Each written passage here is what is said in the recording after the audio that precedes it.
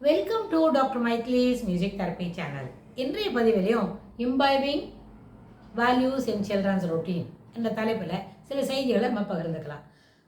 4 வயது 6 வயது அப்படி எல்லாம் பிள்ளைங்க இருக்கும்பொழுது நம்ம என்ன பேசுகிறோமோ த சைல்ட் வில் ரிப்பீட். இதே நம்ம என்ன சொல்கிறோமோ அது திருப்பி திருப்பி சொல்லிக்கிட்டே இருக்கும். அதை சில நேரத்தில் அந்த வார்த்தைகள் அதுக்கு ரொம்ப பிடிச்சிருந்ததுன்னா அது கண்டினியூட் அட்டர் ஒரு நாள் முழுக்க அதையே சொல்லிக்கிட்டு இருக்கிறோம். அது ஒரு பாடலால் இருந்தாலும் சரி, ஒரு பாடல் வரிகள் இல்லை, வேறு ஏதான அவனுக்கு சொல்லி கொடுத்த ஒரு ரைமிங் அதுபோல் இருந்தாலும் அந்த குழந்தை அதை தொடர்ந்து சொல்லும். இதுக்கு அவங்களுக்கு நல்ல பழக்க வழக்கங்களை இதுபோல் பாடல் வரிகளாவோ வேறு இன்னும் சில ஆக்டிவிட்டி போலவோ சொல்லி கொடுத்துட்டோமான அதை தொடர்ந்து செய்துக்கிட்டு இருக்கோம். தர்வை அந்த குழந்தைகளுக்கு அந்த விஷயங்கள் மனசில் பதியும். இது எல்லாருக்கும் தெரிஞ்சது தான். ஆனால் இந்த ஏர்லி சைல்ட்ஹுட்லேருந்து லேட் சைல்ட்ஹுட் முடிகிற வரைக்கும் 11+ இயர்ஸ் வரைக்கும் அந்த 6லேருந்து 11 வயசு வரைக்கும் நம்ம என்னெல்லாம் சொல்லி கொடுக்கலான்னு சொன்னால் எல்லாத்துக்கும் நம்ம சில பதிவுகளுக்கு முன்னாடி சொன்னோம் truthful to be with your mother அப்படின்னு. ஆனால் ஓவர் த பீரியட் அது என்ன ஆகும்னா அது மட்டும் தான் செய்யணுமா, அம்மா நம்மக்கிட்ட சொல்ல மாட்டாங்களா அப்படின்னு இப்போ ப்ரெசன்ட் சினாரியோவில் நிறைய பசங்களுக்கு எக்ஸ்போஷர் இருக்கு. அதனால் பிள்ளைங்களுக்கு நிறைய விஷயங்கள் தெரியுதுருக்கு, அவங்களுக்கு செய்யவும் தெரியுது அப்படின்னு சொன்னால் அந்த நேரத்தில் நம்ம என்ன செய்யணும், அம்மான்றானாலும் இருக்கிற எல்டர்ஸ் யாராக இருந்தாலும் they should be more smarter than the child. அப்படி இருக்கணும். அம்மாவுக்கு இன்னும் கொஞ்சம் நிறைய விஷயங்கள் தெரிஞ்சிருக்கணும். அதனால் அம்மா ரோலுன்றது டே டு டே ரொட்டீனில் அப்டேட் பண்ணிக்க வேண்டிய ஒரு கட்டாயத்தில் இருக்கிறாங்க.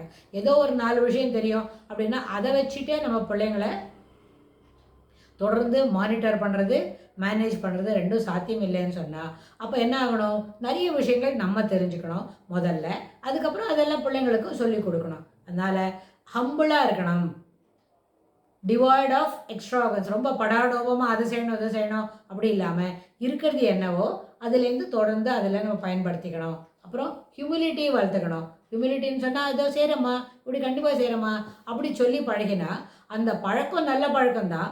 சில இடத்துல அது சொல்ல வேண்டான்றதை மட்டும் சொல்லி கொடுத்தா போகிறோம். பாக்கி எல்லா இடத்துலையும் ஹியூமிலிட்டி, அதாவது ஹம்பிள்னஸ். நான் சொல்கிறேனே, I know, I will learn it, I am ready to do it அப்படின்ற மாதிரி பிள்ளைங்களுக்கு அந்த வார்த்தைகளை சொல்லி கொடுக்கணும். நான் இதெல்லாம் செய்ய மாட்டேன், எனக்கு இது தெரியாது அப்படின்னு சொல்கிறத காட்டிலும் இது எப்படி செய்யணும், இதை நான் கண்டிப்பாக செய்கிறேன் அப்படின்னு இந்த பழக்கத்தை சொல்லி கொடுத்தா அது காலேஜ் போகிற வரைக்கும், கல்லூரி வகுப்பில் நம்ம ஒரு 18-20 வயசில் படிக்கும் பொழுது கூட இந்த பழக்க வழக்கங்கள் நம்மளோட வரும். இது தொடர்ந்து நம்மளுக்கு அதை பற்றி செய்ய முடியும். ஏன், நம்ம தெரிஞ்சுக்கணுன்ற ஒரு ஹேபிட்டை வளர்த்துருக்கோம். I shall learn it, I shall accommodate myself, இதில் நான் கண்டிப்பாக நாளைக்கு தெரிஞ்சுடுறேன் அப்படின்னு. அதனால ஒரு விஷயத்தை படிக்க சொல்லி கொடுக்கும் பொழுது அது எனக்கு இதெல்லாம் தெரியாது அப்படின்னு சொல்கிறத காட்டிலும் எப்படி படிக்கணும் அப்படின்னு தெரிஞ்சுக்கலாம். முதல் விஷயம், எனக்கே படிக்க தெரியும். We know the language, we can simply துளி துளியாக விஷயங்களை படித்து தெரிஞ்சிக்க முடியும். அதனால ஹியூமிலிட்டியாக இருக்கணும், தெரிஞ்சுக்கணும், ரெடி டு லேர்ன் அப்படின்ற அந்த ஹேபிட்டை பிள்ளைங்கள்கிட்ட வளர்க்கணும். அது ரெடி டு லேர்ன்ன்ற வார்த்தை ஸ்கூலில் படிக்கிற பாடங்களை படுத்துக்கிறதுக்கு மாத்திரம் இல்லை, ஆல் அதர் ஆக்டிவிட்டீஸ், சோஷியல் இன்டராக்ஷன்ஸ்க்கு தேவையான எல்லா, அவங்களோட செல்ஃப் ரிலையண்ட்டாக இருக்கிறதுக்கு தேவையான எல்லா விஷயங்களும். ஒரு வீட்டில் காலையிலேருந்து ஸ்கூல் போகிறோம் அப்படின்னா ஸ்கூல் போகிறதுக்கு முன்னே நம்ம குளிக்கணும் இல்லையா, கண்டிப்பாக வி ஷுட் பேதி வர்சல். அப்புறம் குளித்து முடிச்சு பிரேக்ஃபாஸ்ட் சாப்பிட்டு சாமி கும்பிட்டு அப்புறம் தானே ஸ்கூல் போகணும். இப்போ ஸ்கூலுக்கு 8 o'clock நம்ம போனோம்னா ஆல் த 3 things, ஸ்கூலுக்கு போய்ட்டு கஞ்சி குளித்து ரெடி பண்ணி சாமி கும்பிட்டுட்டு பிரேக்ஃபாஸ்ட் சாப்பிட்டுட்டோம்னா இந்த 3 வேலை அல்லது 4 வேலை செய்கிறதுக்கு you should have only 40 minutes தான் இருக்கும். அப்போ அர்லி டு பிரெட் ஒரு 6 மணி போல் எழுந்தால் தான் 8 மணி பஸ்ஸுக்கு போகிறதுக்குள்ளே இதெல்லாம் நடக்கும். அப்படின்னா அந்த டைமை அழகாக மேனேஜ் பண்ணுறதுக்கு சொல்லிக் கொடுக்கணும். ஏன்னா செல்ஃப் ரிலையண்ட் அப்படின்னு. இதுக்கு நீயே போய் குளிச்சுட்டு வா, நீயே பிரேக்ஃபாஸ்ட் சாப்பிடு அப்படின்னு சொல்கிறத காட்டிலும் இதெல்லாம் ஒரு டைம்குள்ளே செய்யறது அப்படின்றத பழக்கப்படுத்தின பிறகு அப்புறம் அந்த குழந்தை தானே அதை செய்யறதுக்கு முயற்சி பண்ணும். ஈஸிமா, ஒரு 10 நிமிஷத்தில் எல்லாமே முடிச்சுடலாம், you are capable of doing it அப்படின்னு அந்த குழந்தைய நல்ல விதத்தில் மோட்டிவேட்டும் பண்ண முடியும். ஆனால் இதுக்கு முதல்ல என்ன செய்யணும், அம்மா அதுக்கு ஒரு ரோல் மாடலாக இருக்கணும். ஒரு இடத்துக்கு போனால் அந்த குழந்தைக்கு பிடிக்கல அப்படின்னா அதை பற்றின விஷயங்களை ஏன் பிடிக்கல அப்படின்றத சொல்லி பரவாயில்ல நம்ம நிச்சயமாக அங்கே போகணும். அப்படி இஷ்டம் இல்லைன்னா you can leave the child ஒரு விஷயம், ஒரு ஆப்ஷன். இல்லாட்டா நம்மளே அங்கே போகாமல் இருக்கலாம். 2 விஷயமும் பாசிபிள் தான். ஏன்னா எப்போவுமே ஒரு அம்மாவுக்கு சைல்டு தான் priority. Other pressures and other activities are to be in the back side. அப்போது ப்ரியாரிட்டி கொடுக்கணும் அப்படின்னு சொன்னால் சைல்ட்ஸ் ஆஸ்பெக்ட் ஆஃப் லேர்னிங் அப்படின்னா சைல்டை தன்னோட முயற்சியில் எதெல்லாம் கற்றுக்கிறதுக்கு தயாராக இருக்குதோ அதெல்லாம் நிச்சயமாக சொல்லிக் கொடுக்கணும். அப்போது ரெடி டு லேர்ன் அப்படின்ற அந்த வார்த்தையை சோஷியல் ஆக்டிவிட்டிக்கு முதல்ல சொல்லிக் கொடுக்கணும். வீட்டுக்கு யாராவது வந்தால் க்ரீட் பண்ணணும். வந்த உடனே என்ன பண்ணக்கூடாது, நீ போய் ஒன் ரூமில் உட்காந்துட்டு அவங்க போன பிறகு தான் வெளியில் வரணும்னு இல்லை. You should interact with people those who are visiting us. First thing, ஒன்னால் எந்த லெவலில் முடியுமோ அந்த லெவலில், but over the period that has to be improved அப்படின்னு சொல்லி கொடுக்கணும். அப்புறம் உனக்கிட்ட எதுவும் சாமான் இருக்குது அப்படின்னு சொன்னால் that has to be shared.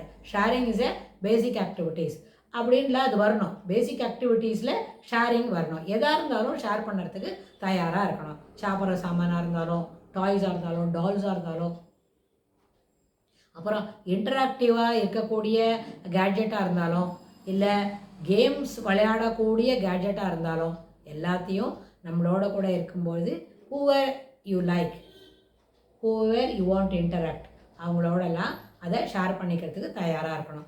Share பண்ண மாட்டேன்னு சொன்னால் என்ன பண்ண முடியாது, அவங்களோட கேட்ஜெட்டை கொண்டு வருவாங்க, அவங்களோட டாய்ஸ் கொண்டு வருவாங்க, அதை அங்கே வச்சுன்னு விளையாடுவாங்க.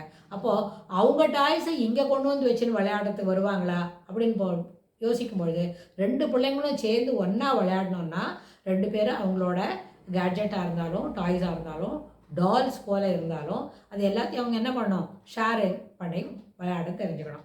அதனால் ரெடி டு லேர்ன் எப்படி முக்கியமோ அது மாதிரி sharing is also important. Sharing என்ன சொன்னால் எல்லா ஆஸ்பெக்ட்லேயும் ஷேர் பண்ணுறதுக்கு. இல்லை ஏஜ் குரூப் ஒரே மாதிரி இருந்தால் தான் பிள்ளைங்களுக்கு இன்ட்ராக்ட் பண்ணுறதுக்கு என்ன ஈஸியாக இருக்கும். கொஞ்சம் ரொம்ப பெரிய பசங்களாக இருந்தால் இன்ட்ராக்ட் பண்ண முடியாது. ஆனால் பெரிய பசங்களுக்கு சின்ன பசங்களோடு இன்ட்ராக்ட் பண்ண முடியும். அது ஒரு அட்வான்டேஜ் இருக்கும். பெரிய பசங்க சொல்லுற விஷயங்கள் எல்லாம் இந்த பிள்ளைங்க அதை பார்த்து தெரிஞ்சுக்கும். ஓஹோ, நம்ம கூட இப்படி செய்யலாம் போல அப்படின்னு இந்த சின்ன பசங்களுக்கு அது புரியும். நம்மளுக்கு எந்த பிஹேவியரில் ப்ராப்ளம் இருந்தாலும் அந்த பிஹேவியருக்கு ரிலேட்டடாக இருக்கிற ஆக்டிவிட்டீஸை பெரிய பிள்ளைங்க பண்ணினா அது நம்மளுக்கு ஈஸியாக வரும். அதனால் பார்த்து தெரிஞ்சுக்கணும் அப்படின்ற அந்த விஷயத்தை ready to learn learning by imitation அப்படின்றதுல நிச்சயமாக சின்ன பிள்ளைங்களுக்கு நிறைய விஷயங்கள் வரும். இது மூலமாக பெரிய பிள்ளைங்களுக்கு நம்ம நிறைய வேல்யூஸ் சொல்லி கொடுத்து அதுபோல் குழந்தையோட பேசு அப்படின்னு சொன்னால் அந்த பெரிய பிள்ளைங்க அந்த குழந்தையோட அதுபோல் பேசும்பொழுது it may be a drama like. என்ன இவங்க சொல்லிக் கொடுத்தா நம்ம கேட்கணுமா இல்லை, ஃபார் 2-3 டேஸ் இது போல் தொடர்ந்து நம்ம பெரிய பிள்ளைங்களோட இதெல்லாம் சொல்லி கொடுத்துட்டு யூ ப்ளே வித் தட் அப்படின்னு சொன்னால் அது சின்ன பசங்களுக்கு நல்ல ஒரு என்கரேஜிங்காகவும் நிறைய விஷயத்த பெரியவங்களோட கட்டுப்பாடு இல்லாமல் ஈஸியாக தெரிஞ்சுக்கிறதுக்கு அது ஒரு வாய்ப்பாக அமையும். ஸோ அது இந்த மாதிரி ஆஸ்பெக்டில் கூட நம்ம பிள்ளைங்களுக்கு என்ன பண்ணலாம், வேல்யூஸை சொல்லிக் கொடுக்க முடியும். ஒன்று இது அம்மாவை கூட என்ன பண்ணலாம், இது போல் வேல்யூஸ் சொல்லிக் கொடுக்கலாம். ஆனால் சில நேரத்தில் அம்மா என்ன பண்ணுவாங்க, ரொம்ப சலுகை காட்டுவாங்க. பிள்ளைங்களோட ரொம்ப விசுவாசமாக அவங்க பழகினாக்க சில விஷயங்களை அந்த குழந்தை அது எடுத்துக்காது. ஒரு 7 அல்லது 8 வயசில் இருக்கிற ஒரு குழந்தைன்னு வைங்க, அது தொடர்ந்து அது போல தான்.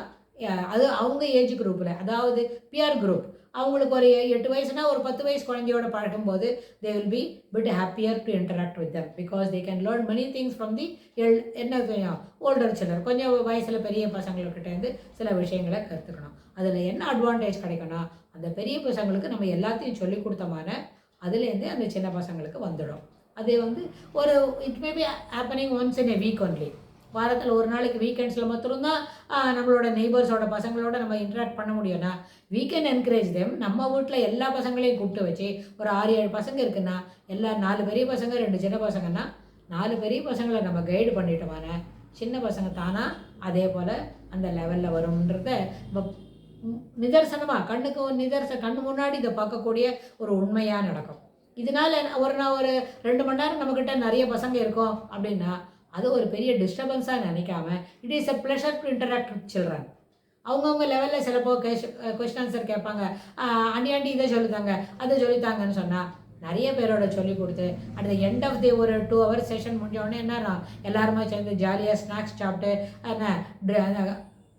பிவரேஜஸ் என்ன பண்ணலாம், போர்விட்டா, ஹார்லிக்ஸ் அதை போல் பிராண்டட் ட்ரிங்க்ஸ் எதாக இருந்தாலும் இல்லை எல்லோரும் சேர்ந்து ஹல்தி மில்க்கு அதுபோல் குடிச்சிட்டு கொஞ்ச நேரம் ஜாலியாக விளையாடிட்டு கூட இருக்கலாம். ஸோ அந்த அடிப்படையில் learning by imitation, learning the values, ready to learn by observing அப்படின்னு சொன்னால் இது எல்லாமே ஒரு குரூப்பில் ஒரு 4 பிள்ளைங்க நம்மளுக்கு கிடைக்கிறதுன்னு வைங்க. அந்த 4 பிள்ளைங்களையும் வாரம் 2 மணி நேரம் மெண்டு பண்ணினா அடுத்த ஜெனரேஷனுக்கு நம்ம சிறப்பான பசங்களை தயார் பண்ணுறோம். நம்மளுக்கு ஒரு பெரிய ப்ளஷர்ஸ் இருக்கும். அந்த 2 ஹவர்ஸில் என்ன பண்ணலாம், சேனலைஸ் பண்ணி ஒரு 20 minutes prayer, 20 minutes sharing, 20 minutes discussing அப்படின்னு சொல்லி கரெக்டாக ஒரு லெவலில் பண்ணினா it will yield wonderful results, excellent என்ன ப்ராக்ரஸ். இது எல்லாத்தையுமே நம்ம பார்க்க முடியும். இது ப்ரெசன்டேஷன் நம்ம ஒரு ஆன்லைனில் பண்ணித்தரலாம், லைவில் கூட பண்ணித்தர முடியும். அது மாதிரி இதுக்கு தொடர்புடைய செய்திகளை வரப்போகிற பகுதிகளிலும் பார்க்கலாம்னு சொல்லி தேங்க்ஸ் ஃபார் வாட்சிங்.